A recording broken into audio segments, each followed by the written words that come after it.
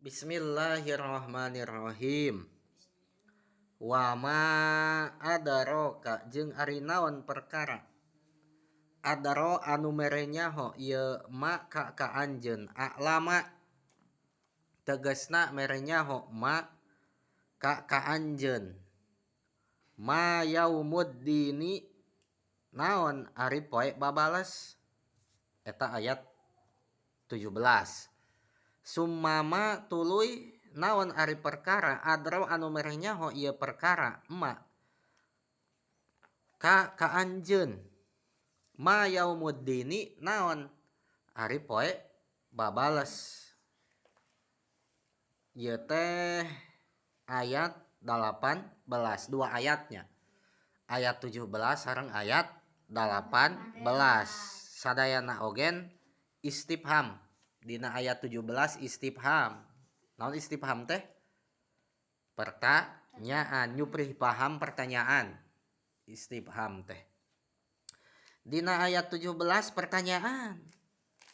Naon nu mere nyaho ka anjeun tentang poe babales, tentang hari pembalasan. Nya. Naon anu mere nyaho ka anjeun tentang hari pembalasan? Pertanyaan matak make naon oge. Teras dina ayat 18 pertanyaan deui. Summama adraka ma yaumuddin tuluy naon? Cenah.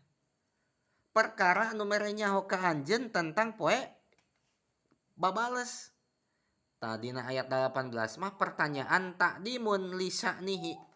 Ngagungkeun kana tingkahna hari pembalasan. Jadi kieu eta teh.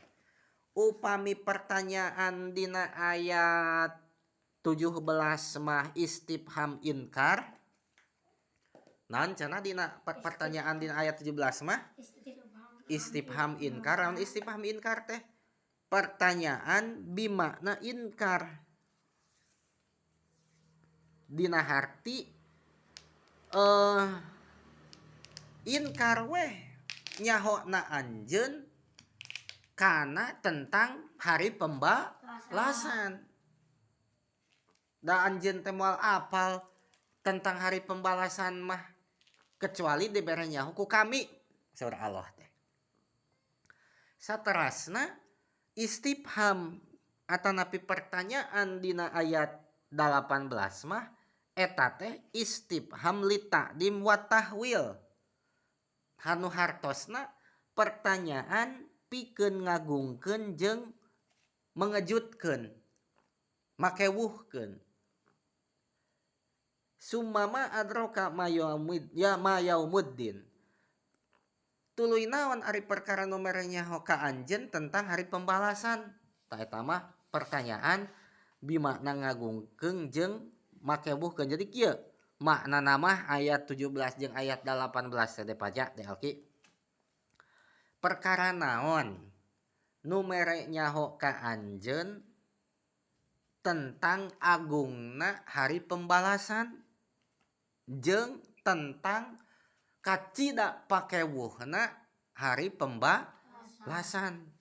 Tuh kan eta teh pertanyaan bimakna inkar dina harti anjeun teh ka nabi ya khusus nanya moal apal agung jeung pakewuhna poe kiamah kecuali anjeun teh dibere nyaho tentang agungna poe kiamah jeung tentang pakewuhna hari pembalasan gitu.